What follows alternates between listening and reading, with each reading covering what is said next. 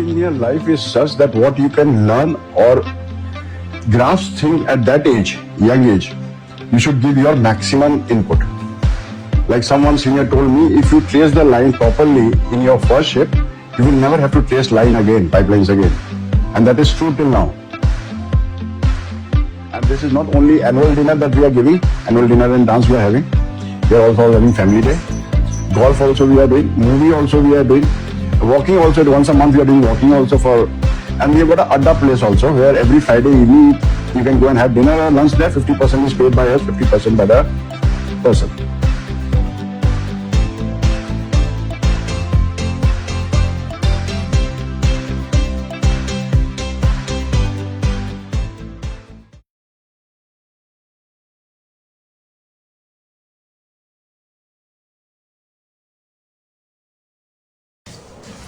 Welcome, Vinay sir. Welcome to the podcast where we are covering a story of legendary DMETians spread all across the globe who have been pioneers in taking DMET name forward. So welcome to the podcast, sir. Thank you. To have you. So Likewise. before we start the podcast, we, all the readers, all the DMETians would like to know your journey before DMET and how did you come to DMET? Your family background, because for us it's very important to understand what shapes a DMETian and how you get into DMET, because our stories are so unique.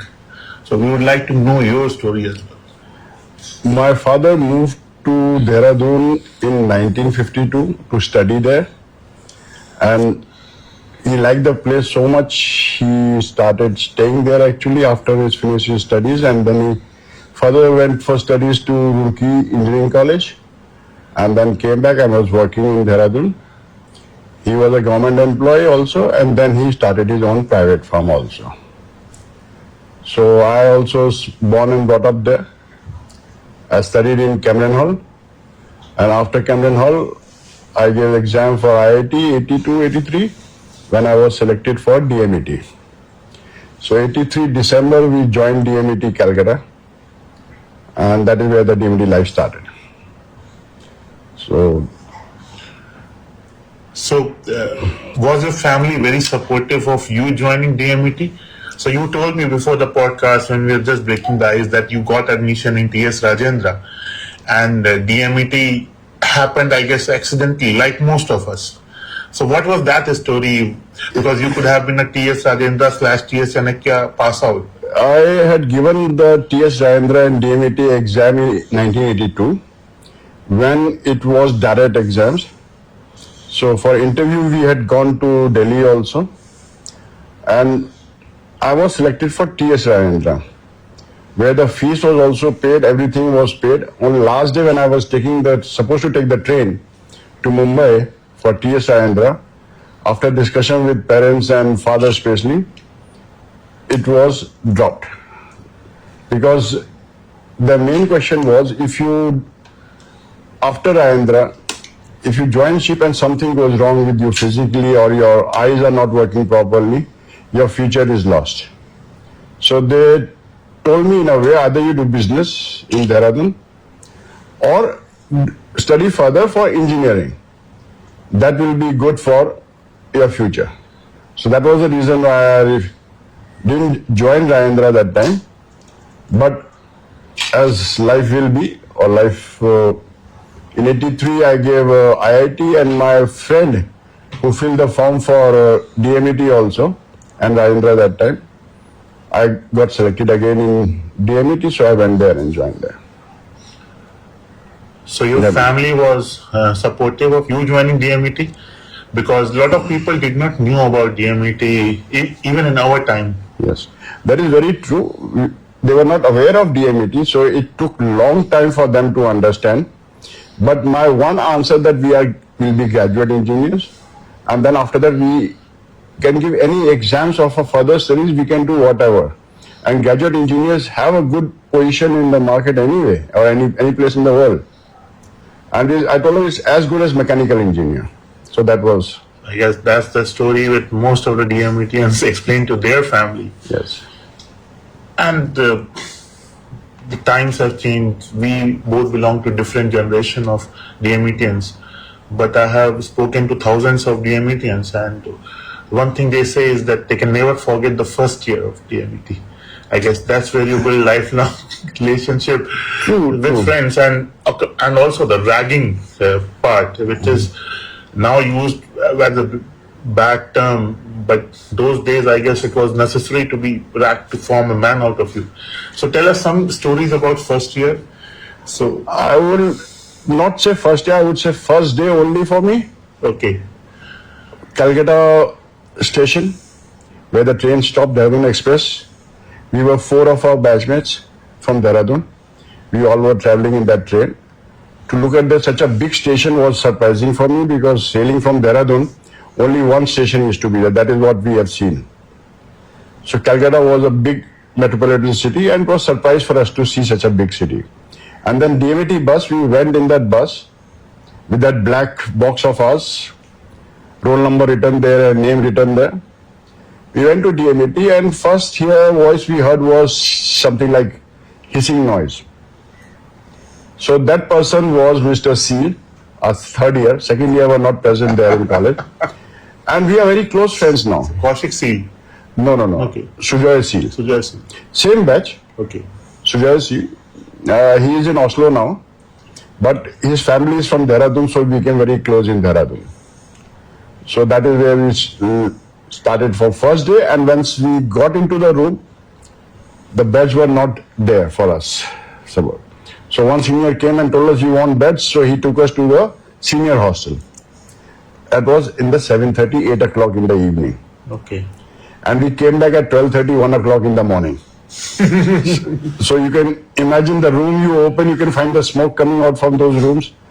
Imagine what else could have happened. Push up. Everything happened. So what you said, in 1 year we did it very first day. Okay. So after that, nothing was difficult in that place. So our story was that we were told to stand in the fallen, and that lasted for 6-8 hours. And everyone. So I come from an army school background. For me, it was very easy, but for rest of people, backs were aching like anything. 6 hours, just out of 12, students are standing, and that is, I guess, the first day is the first day for everyone in DMET. Yes, it's tough, because you have to make your own bed, whether you have learned to how to make bed or not. And it's daily bed check during first year. So during that bed check, someone was coming, we saw someone coming, we put the lights off and went off to sleep. We were in the middle room. So you were in which southern? Ranking Southern. Rankin Southern. So our first room was everyone was asleep. Second room we went off to sleep. Third room also they went off to sleep.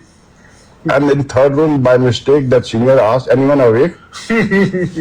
Wrong answer. So wrong answer was given there. So he was pulled out, and then everyone knows the story, I guess.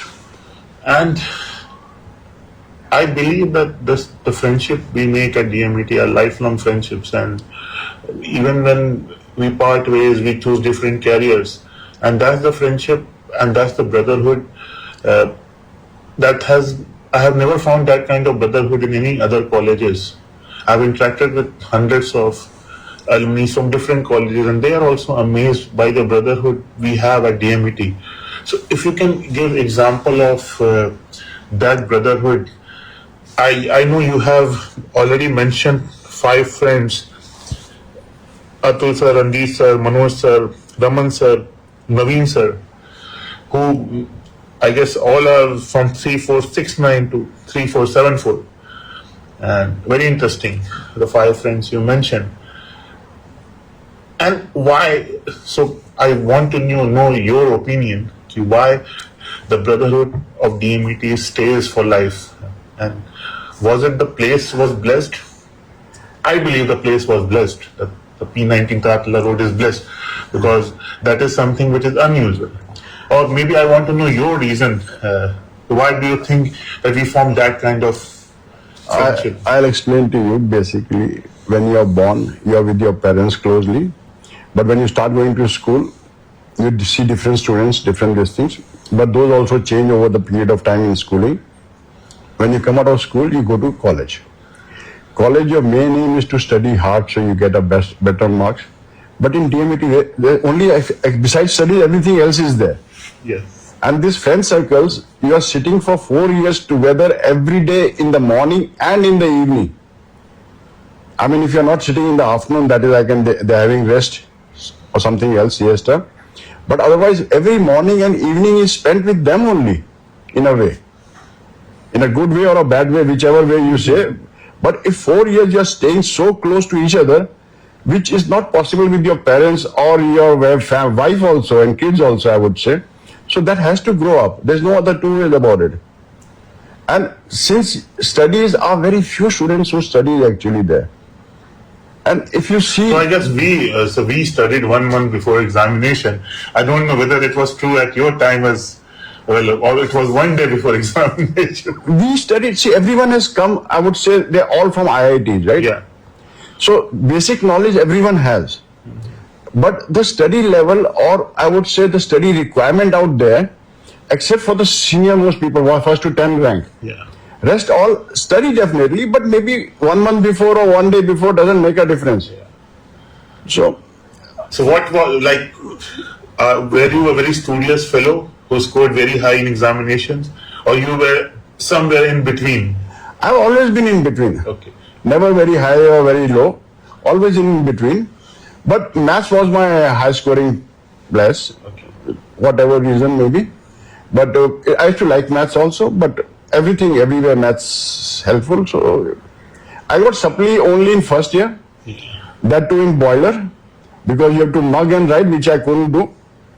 And my writing was excellent, which teacher couldn't understand. So he told me in the class that I couldn't understand what you have written, so I'm failing you. So I said, okay. So that was it. But in fourth year, we were supposed to pass out in 87, but we had a mess strike. Yeah. And mess strike, when then director told us, Who was the director at your time? Kishore, Okay. he told, we had a huge meeting in the hall in Calcutta, and director told us, you all can eat sattu chana and give exam, because the debate was either you eat yourself and give exams or go back home. When the mess strike is over, we will call you back and you give the exam. But on director's words, everyone was offended, especially people from Bihar. They were much more offended, and we decided to go back home. Okay. So October strike was started there, so we went back home. But we got a letter in February that your exam will be held in March, whether you come or not come. So we all came back in February, and March our exam was open to exam for us actually, which I shouldn't say. But because those 5-6 months, you can't take your book back home, all those books. So you got only 15-20 days to study, with cooking at your own risk. So that is the reason and that reason was because director got the call from many shipping companies. They wanted people to join the companies as soon as possible. And before that, there were not many jobs, but after our batch, plenty of jobs were there. So that was the main reason why he called back for exams, and so that we can pass out and move forward. So that was our DMET life. So once you passed out of DMET, you started your career with India Steamship, and I guess you passed your examinations really quickly, competency examinations, and Yes, but second exam was not on first attempt, it was on second attempt. Reason being many reasons. But about DMET, I told you, we were the first batch after many years to go back to Bombay for second year. So when we came to know after 6 months of DMET that we are going to Bombay for second year, that was the time when the ragging stopped for us. Therefore, I said for whole 1 year there was no ragging. So initially only ragging took place. So that was the reason I wanted to show, because we were the first batch to go to Bombay also. okay. Second year I was spent there, and third, fourth back in Calcutta. How was your life at first time at see?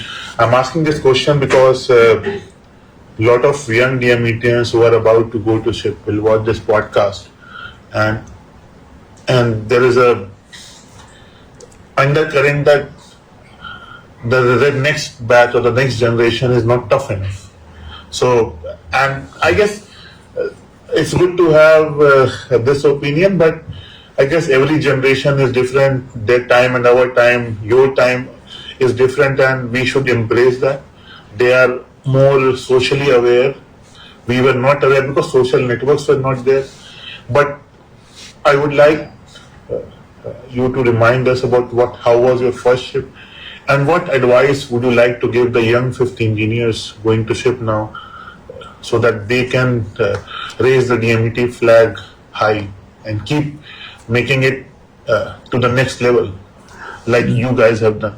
Definitely, 15-year life is such that what you can learn or grasp things at that age, young age, you should give your maximum input. Like someone senior told me, if you trace the line properly in your first ship, you will never have to trace line again, pipelines again. And that is true till now. Because we used to spend, if not less, about 18, 19 hours in engine room of those days as a 15th engineer. Wow. And those time temperatures must be very, very high in engine rooms. AC was not there on that whole ship those days. So, and passing through Red Sea, 47, 48 temperature in engine room or outside. And the ship had 74 crew on board. So we could see half the crew sleeping on deck every day. And the instruments on board were not so high-tech at present days. The speed of the ship was 6 knots, 7 knots, maximum 8 knots. And if rough weather, it may be 0 knot also. We have faced all those days. But again, my question is, there was a time when we don't know where we are on the ship. So they called up the next ship and asking how to go to next port. I mean, we don't know much about navigation those days, but that was the reason they were asking which line to take, which angle to move on. So, but that is tough those days. It was really tough. But life was so many people, it was very different than life at present with 16, 17, 18, 20 people on board. Which everyone is busy in his work and off to his room and sleep. And as you mentioned, social life, no one is connected with each other. So we are just connected on phones, but not connected with each other actually. Yes, because before we used to have a room on the ship where everyone used to come in the evening, after dinner or before dinner, and have drinks there and communicate with each other there. Now you don't find anyone sitting in that room. That is the difference I find nowadays. So I guess they are busy with their families on their mobile phone. Whoever it may be, friends, families, girlfriend, boyfriends, whatever they have.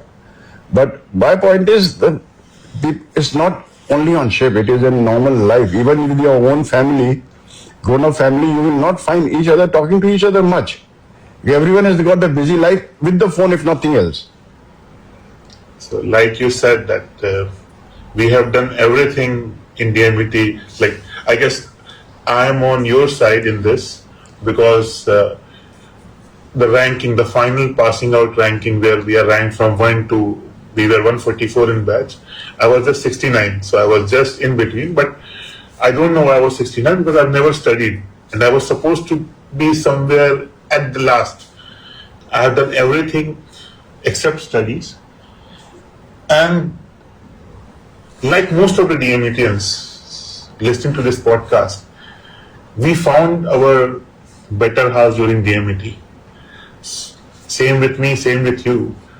So if you can take us back to your love story without being very explicit, so that all the young readers can listen to, because that's something I've also seen. DMET love story is not going very, very forward when it comes to shipping, because once they go in ship and I've also seen relationship not lasting very long, and that's the struggle that our generation is facing. So a lot of marriage dissolution is happening in sailor's life.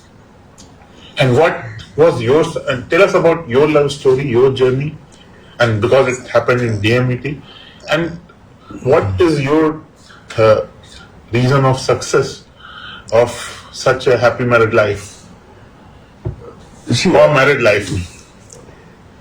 person thoughts, whether it is out at sea or on shore, anywhere, if your thoughts are clear, you will always be happy in a way. I think so. So when I met her in third year, we used to have fests and all that, right? You met your wife during the college fest. We met her during the college fest. So her fest or the DMET fest? I had seen her in DMET fest first time. And then I went to another fest and met there because of my another batchmate. Okay. So we met each other and then we started dating from those onwards. We dated for 3 years and then got married. I guess you also married very, very quickly, just after becoming a fourth engineer, I believe. I had become third engineer by that time because our main goal was to get married and go on ship together. Okay. So you did take your wife to ship? Yes. I was supposed to go as a second, Okay. but I was not getting the promotion that moment, so I had gone as third engineer. And the next ship from there onwards, the second engineer on the ship with her always. That is the time where I changed from ISS to APJ for one ship only. So you have sailed for almost 6-7 years, I believe. I have sailed from 2088 till, no, 1988 to 2004. 2004, 16 years. 16, 17 So years. what life at sea has taught you? General life lessons, if for young people watching this. Easiest life you can have. Some But- lessons that sea has Lessons- taught you. See, nowadays, because of communication, because of all this, life is different. And mainly it is more stressful for you because you cannot do anything from the sitting on the ship. Before we never used to get any information. Poor lady used to handle everything on their own. We used to only can supply the cash, that's all. The money part, monetary part. Rest all we were not able to give anything. Even communication was not there much. So stress level was very, very less people on the ship. And there was no communication with the office also at times. With the radio officers on board, radio timings on board, it was quite tough. So, but a present life, if you have one girlfriend, two girlfriends on social media, life is tough for you. With wife and kids at shore, Wife and kids and then girlfriends also. then you have more problems, right? Yeah. So it's not easy. And I'll explain to you main thing. When we were sailing, the salary of us was 4 to 5 times the salary you could get on shore. Yeah. Now the salary at That's sea is equivalent. less than what you get at shore. Yeah. So how will they be happy anyway? So that is the reason. And that's something that even we see sailing period reduced now. The people who were sailing for 20 years, now they are going to shore very, very quickly because the money is not out there. So how do you think that it will be addressed? Because previously when it all started, the Europeans and US people used to sail. Then when the salaries were not increasing, they moved to better jobs and Indian sailors came forward. So now they are going to, the salary have yet not increased. Now they are going to Filipino sailors. I agree, absolutely. But the only solution is they have to increase the salary. And salary increase is 1%, 2%, 3% will not matter. They have to increase to such a level that you start getting the people who are very well educated. Yeah. And who are willing to sail for a long time because Yes. the money should be. You cannot compare with people on land because the amount of sacrifice that a sailor makes is exemplary. I'll give you example of our city only, Dehradun. There are so many sailors there. I don't know present sailors, but before old sailors, they have got massive, massive properties because they minted money there at sea. Can you do that in present world? I don't think so. I have my doubts. And presently, after PSC and all those regulations, life is not easy out at sea. Ship you can handle, but our paperwork is not easy to handle by everyone. So you have spent 2 decades in Singapore now, or more than 2 decades. Yes, almost. You are, I guess, a Singaporean now, and with the strong roots in India. So, what difference you find in India and Singapore culture? What make it both unique? And what makes Indians succeed in Singapore? Any Indian I see, they are doing really, really good in Singapore. I'll explain to you. India is a relaxed country in a way, what I feel. And Singapore is a business center. There is no two. Either you do good or pack your bags and go home. That is not for me, for everyone in Singapore. And business center, I would say why? Because safety is taken care of. That means I have two daughters. They can come late at night or they come early in the morning. I'm not worried at all. I sleep peacefully then when the daughters are at home or not at home or they are having party outside. So that is what life gives you here. Safety they give you. And security they give you. So, and if you don't do good, because it's very expensive to stay here. If you're not doing good, you pack your bags and go back home. Simple. Awesome. So, your advice to young folks who are sailing and who want to transition to a shore job, because they get a lot of opportunities in Singapore. At times, they do not take that opportunity because they want to stay closer at home. So, what would be your advice to them? Should they stay closer at home, take a shore job in Mumbai, Delhi, in a shipping company? Because a lot of shipping companies are coming up in Delhi as well now. Or they should move to Singapore and spend few years or maybe more years and try their luck here as well. I'll explain to you very simple words. After sea job, after sailing out at sea, you want to come to shore. So for Indians, the choice is either go back to India or go to Hong Kong, Singapore or Dubai. I'll say you're not going there for yourself. You're going there because of your family. So what is the best future of your family in which country? You want your kids to study outside somewhere? So you have to see, for Indians, studying in Singapore, they have better access, or studying Indians in India have better access. That is what you have to look to. I feel Indians in Singapore, they have better access, or Indians in Dubai also have access, but not to that level, but much still better than India. Education system in Singapore is better than the three countries you mentioned, Hong Kong, Dubai. Hong Kong is also great, but there is no CBSE school in Hong Kong. Singapore, I would say, because everything here is studies only, in a way. Even local people here, for them everything is studies. Even we say Indian parents are too much on their kids, but Chinese, Singaporeans are no less. Yeah. They are much, much more than what Indians are. And moving out of Singapore to any place in the world is much easier than from India, I guess so. So you have been a pillar of DMET Mary Singapore Association, one of the association which all DMETians across the globe look up to. I believe the secret sauce is the DMET brotherhood, but then also the association is doing extraordinarily well, much better than most of the associations across the globe. So I would like to know, I have asked this question from everyone, but I would like to know what is the secret sauce of DMET Mary Singapore Association and what we can learn and imbibe that in India as well. See, association learning or association growing up, you have to start from very basic. We started this association in 2005, the year I came here.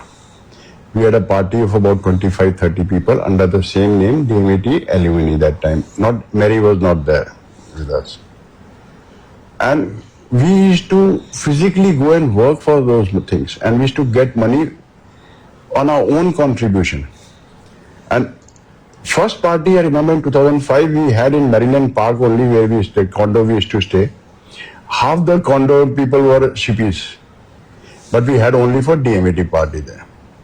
And we had about 30-35 people gathered there. It was good party. And then we thought on a bigger scale, and we got some contribution from some shipping companies. Indian shipping company in Singapore, we got some good contribution. So we started moving to hotels, and we had a good parties, and then we also started looking for funds from vendors. That was a time when we decided that we should get our company registered or alumni registered in Singapore. So that is the time, because when we get funds, we should be able to declare it, use it. So that was when we talked to the lawyer, he suggested us, and we went for registration.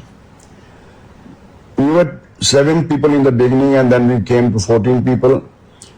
Till 2019, I was there when I left Zebon and coming to BSM. And the same time it has started the COVID also, 2020 beginning. So there was a time I left this thing, DMET alumni, just for 3-4 years, and then again last year I joined back. Because when in management back at that age, I was thinking that I will not be able to give time to alumni so much, what we had given before. So better let young people come up. But now I feel it's good because now I have time comparison to before as far as management is concerned. So I have joined back. And it is doing very well, very well. So what lesson other can learn from this? Learn is, again, see, alumni is built up on your college friends. If they are in the same line, because everyone here is on shipping line. Whether this company or that company, it is always helpful to each other. So that is the reason why this alumni is doing so well. And with number of 350 plus people in from our same college in Singapore, that helps a lot. Yes. So you have been working with Schulte and now Memphis for a few years now. So tell us about your work and how can a young entrepreneur work in your organization, work with you? So what is the pathway and what do you do currently? So that is something that is very important for all the juniors watching this video, because they like to transition but they do not have the guidelines, and you have transitioned beautifully in your career from sea to land and now doing something really, really extraordinary. So tell us something about your work at Memphis. Yeah, I'll start from sea to come to shore. My batchmates or my college mates in Singapore, they could get a job for me. So I got a job in Singapore. The shifting was much easier. And the company which I shifted was Japanese company, Mitsui & Company. Their life was 9 to 5, not normal present superintendent's job. 9 to 5 means you go to office, work on your computer. Evening when you leave office, I say 5 o'clock, but you leave 6, 7, 8 o'clock, whatever time. But the moment you leave office, it is only on your phone and there's no email on the phone. So if master needs you or shift needs you, they have to give a phone call to you. Otherwise, you don't see any more emails. Next day morning when you come back, you see the emails. Very easy to operate in a way. So 9 years there, and then I shifted to Rickmas because they had shifted from management to, from ownership to management, and they gave their shifts to third-party managers. I shifted to Rickmas. 6 years with Rickmas, and then they became bankrupt. Bought over to Zebon. Then I shifted to BSM. BSM, I was there for 3 years when Schulte approached me and they asked me if I can take over this Memphis group in Singapore. So I said, why not? And that was a lucky exposure, I would say, because you keep working. See, when you're working on a management company, I've always been in ownership companies in my life, except BSM. When I came to BSM, I realized what is third-party management. It's not easy to handle those ships. It is 24/7, whatever position you are in as far as management is concerned. Whether you are superintendent or you are fleet director or you are MD also. Whatever, it is 24/7 hour job.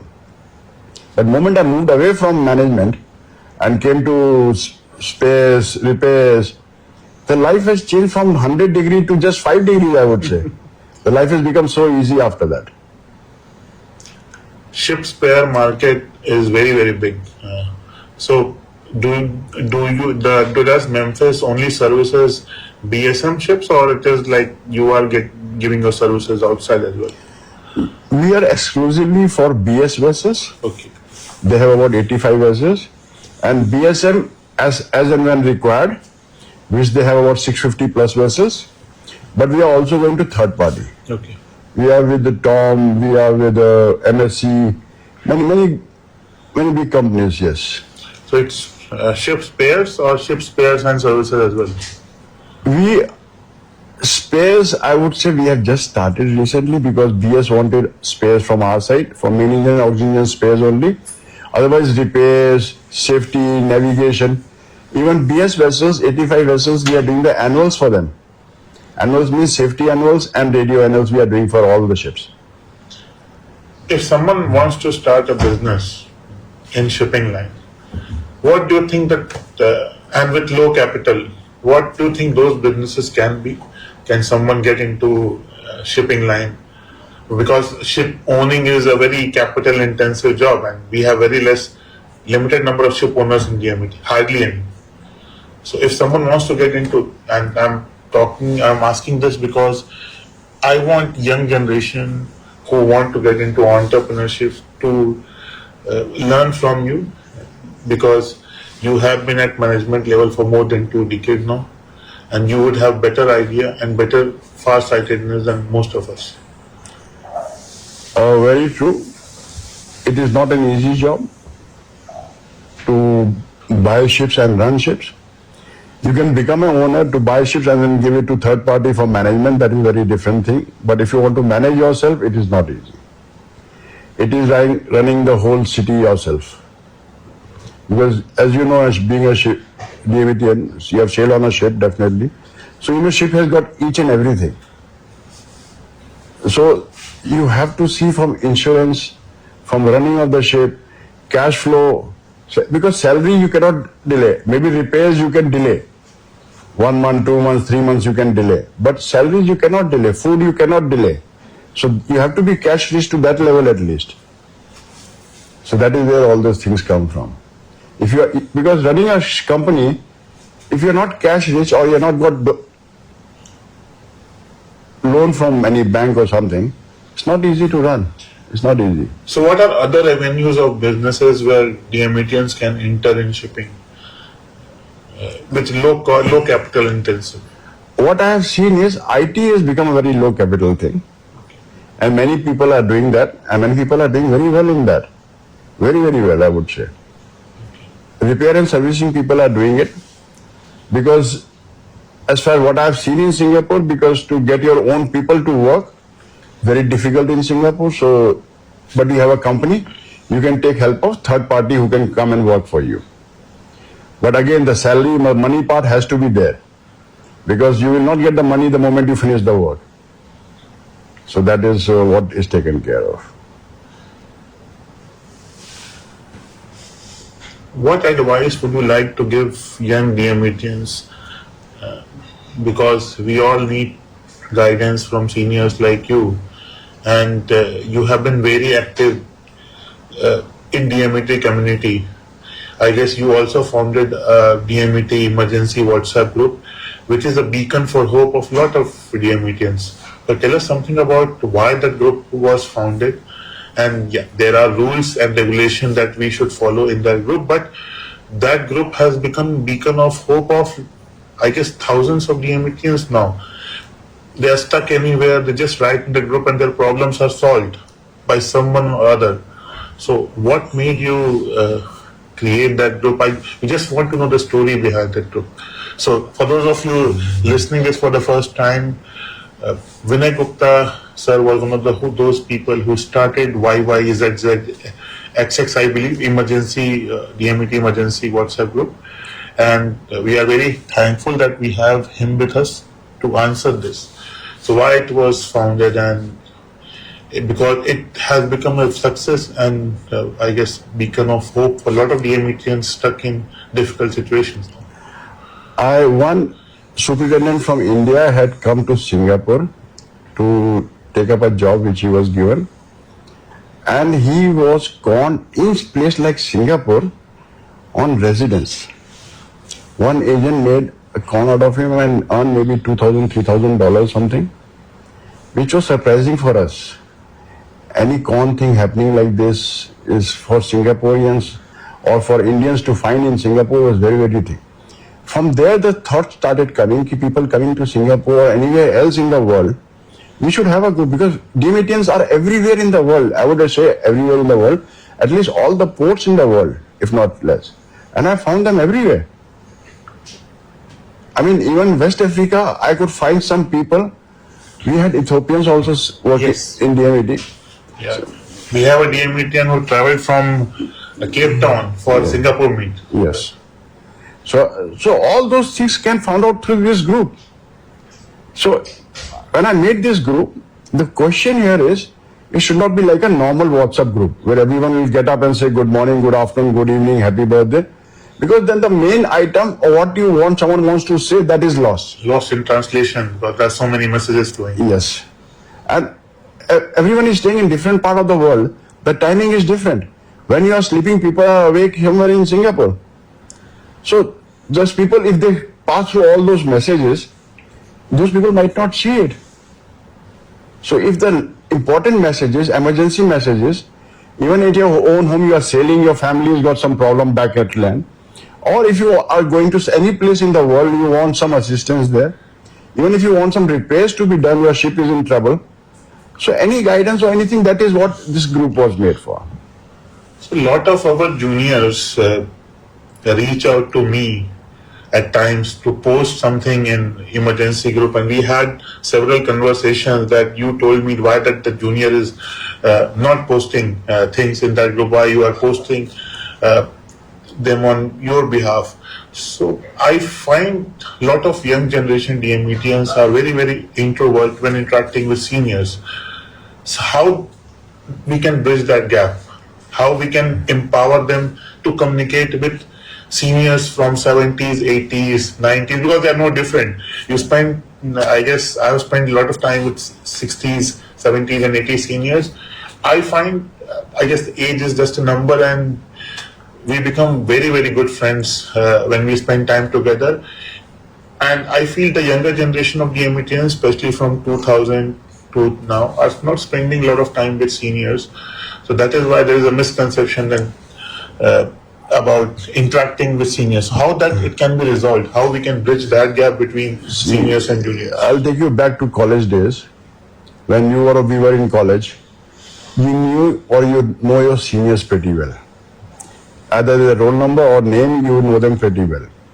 You tend to forget your juniors, and you expect that your juniors will remember you because you are senior. That is, so 4 years down the lane, 3 years down the lane, and 3 years above you, those 6 years you should know, and your batch definitely. And when you are out at sea for the first time, it doesn't matter whether the senior is with you or not with you. You do your work, learn your work, but when you need help, will be after 3-4 years out at sea, minimum. Then you should need help. Now what I am seeing is person is out of college, and next day only he started asking for help. Now I see this year 270 cadets are passing out. Is it less or more? So that is what we have to think, because before the college was known as DMET, right? Yeah. Now it is IMU. And a lot of different IMUs are there, and there is a dilution of brand, I believe. So when there was only DMET, maximum group we had was 125 people. 144 at our time. Yes. The batchstance was there. So out of that 125 we had and 29 we had, 29 was Iranians and Ethiopians. Oh wow. 25 Iranians we had and 3 Ethiopians we had. So 28 people we had from foreign land. That means 101 people in our batch. So 270 people passing out, and is IMO helping in getting them any job? Only alumni are helping them in getting job. That's alumni network connection that even IMU is tapping, to be very honest. So, And it has happened for centuries, for decades. Centuries is right. Because I got job because of DMET alumni. And that is something that is lacking, because we cannot always seek help from seniors. We should come forward to help seniors as well. So when seniors need them, we are very indifferent. So a lot of my batchmates, when I asked them, get involved in association, come join us in managing events, they are very indifferent, and suddenly they are at 45, they want to start something and they don't know anyone. And then they keep asking for help. And I guess that should be both ways round. So you help seniors as well. yes, so I'll explain to you. When we were passing out, pre-passing out, I think everyone got a job before passing out, because the companies had come to college, and every company has taken them out for dinner and offered them jobs and salary as negotiated. Okay, people have 1 month leave, they have taken paid on a paid salary, and after 1 month they have joined ships. So those were the days. Now, how many companies come to our? The placement is still good. The placement is still good. The only cadets who are not getting placed, so right now, that's the current scenario, who have not cleared some examinations and all. So in between, we had some phase where placements went down, Yes. but the management, a lot of DMET faculty stepped up, and the placement went really, really up the roof right now. But still, there are cadets who do not get placed. So because I was very worried about them, so I was told by one of the faculty members, I won't be taking name, a DMET faculty member, very active in placement. So he said that if the cadet is not getting placed in DMET, even right now, so don't recommend him to any company on your behalf, because it means that he is not good enough. So again, as I mentioned before, since the salaries are not to that level, so the quality of the students are not to that level presently. That's what I feel. And secondly, they might get an initial job because of the placement, which people are helping them out. But after second job or after clearing seconds, it's not easy to getting a job. It is not happening to only engineers. It is happening to deck officers also a lot. And again, the cheaper manhood, they get it from Philippines or from Burma or from Sri Lanka. They will go, officers will go there only, right? Company will go there. So, but I guess a lot of companies have changed their attitude. There are some companies which I know, I won't be naming them on podcasts, where they hired only Filipino crew. A lot of Singapore-based companies, DMETian Singapore-based companies, where they hired only Filipino crew just because the cost was less, and they soon realized that Indians were actually better, and then they are now moving to, again, the officers are Indian, the crew is Filipino. So, again, see, since nowadays each company studies the financial aspect of it. Under financial aspect, many views are given. So it is a trial and error method which they. But again, the ship is not an easy place to handle it. If now with present communication, it is actually run from shore. yeah, and a lot of paperwork now. It's not a lot of manual work like in earlier times. It's like more of a, you have to implement all the codes and regulations as a chief engineer instead of maintaining the machines. So you see and nowadays those maintenance engineers are not to maintain the machine. Maintenance, they're not even experienced enough to maintain the machine because. But again, these things have changing over the period of time. It will keep changing again. Because cheapest labor, wherever you can get from, you will definitely try to get it from there. So, next question: what legacy you think that DMET should strive for now, moving forward in the next 5-10 years? Meanwhile, the name has changed to IMU Kolkata, but we still are called DMETians. And we will be called DMETians throughout our life, and even for young fellow coming out of P19 Tatla Road. So, what legacy we should strive for all the generations of DMETians? See, this DMET name has changed to IMO, but as long as they continue with the roll number, so this legacy will continue in a way. If IMO stops the roll number aspect, immediately DMET thing will die there immediately. There will be no one after that. So that because of that legacy, that roll number only, people are still following it and trying to help each other in whichever way possible. So, for example, I just did a podcast day before yesterday with Upen Dubey sir, who is also part of the Alumni Association here. And just before the podcast, I realized that he was also 2-3 and I am also 2-3. And we did not knew that. And that's what when you connect at different levels. So, for example, 7-2 across the generation connect at different level. So that is, I guess, a very important legacy that we should also protect, the roll number legacy. Definitely. And so, what is the vision of the Alumni Association in Singapore for the next 10-20 years? Because a lot of local competition with local events, maritime events happening here in Singapore. So what is the roadmap for the next 5-10 years? See, initially when we started, only DMETians used to come for the party. Now because we need funds, because the party has become very big, so we are allowing them also. So it is becoming a huge. Now I'm thinking, and this is my thought only, which I've expressed I think to someone before also. I want to combine all DMETians around the world into one group. They can have party in Hong Kong separately, in Singapore separately. We can also have a major party either in Hong Kong or Singapore where all the DMETians come. Why not? Yes, definitely. And we have funds. It's not that we don't have funds. We have funds, and when all these DMETians combine all over the world, the funds will be huge. We can book the hotels for them, we can book the places for them for 2-3 days in a year and have a massive party. Why not? That will be excellent, right? And it can be a great business and networking event for all the DMETians across the globe as well. Yes.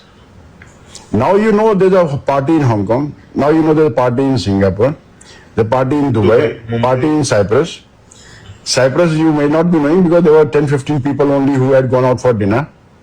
So this is growing, right? Yeah. If you combine them all together, it will be a major thing. And India, we have not considered India as, but there may be too many DMETians in India. I'm not saying Mumbai. In India, there are too many DMETians. Yeah. So in Delhi event also we get around 150 DMETians. Imagine. So most of them are like from non-shipping backgrounds, because One guy has got a chocolate factory in Gurgaon or Delhi somewhere. I know him very. He's from DMET. And I met him at friend's place. Surprising. And he has left sailing long back. I think in late 70s or early 70s, somewhere around there. So how do you think that DMETians can be united? Because I see that a lot of associations are working, but they have different ethos, and it's very tough for them to sit on the same table.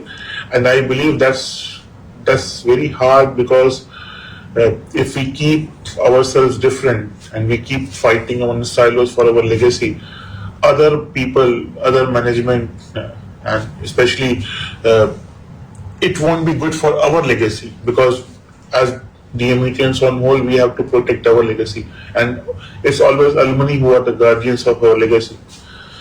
And I have been told by a lot of people that the DMETians are not together is one of the reasons why the DMET legacy is fading. See, I'll explain to you. Everything belongs to money part of it. As long as you're not taking anything from anyone and you're always ready to give, no one will have any issues. That's what I felt. That is the reason we thought 100 times before charging $50 for entrance or becoming alumni member. That is just for a token money. Even we can stop that. We have enough funds. But I guess it's very important to charge some money, Yes. so that people turn up. That was the reason behind it, and we know that person who is there. He's interested in DMET something. It's a token money, nothing else. Rest all we are giving only. Yeah. You more get, I guess, more stuff as gift than you pay for $50. Or more gifts are given. If I count it, it will be an average of $300 to $350 or $400 per person. Yeah. I'm not saying per couple, I'm saying per person. So you can imagine how much money is spent. And this is not only annual dinner that we are giving, annual dinner and dance we are having. We are also having family day. Golf also we are doing. Movie also we are doing. Walking also, once a month we are doing walking also for. And we have got a adda place also where every Friday evening you can go and have dinner or lunch there. 50% is paid by us, 50% by the person. Okay. Awesome. So as long as we can have funds to, because we are not putting any funds in our pocket, right? Everything is spent back on DMET. Definitely. And you guys keep on helping college as well as cadets from time to time as well. Yes, we try to, as much as we can, but not to that level what we did last year because of 75 years, but we try to help as much as possible. And I guess I have asked enough question, and you were graceful enough to answer them beautifully. So thank you for hosting me at your place, sir, and very, very honored to take this podcast and showcase this journey on the DMET Club platform to every DMETian who can learn so much about you. Thank you, Pranit. It was pleasure. So it's Prateek. Prateek, sorry. Praneet is again a very legendary guy from Dehradun. Yeah, true. Prateek, yes. So, thank you, sir. Thanks for having me. And till the next episode, take care, everyone. Keep learning from DMETians like Vinay sir, who is keeping the DMET flag high in Singapore here. Till then, goodbye. Take care.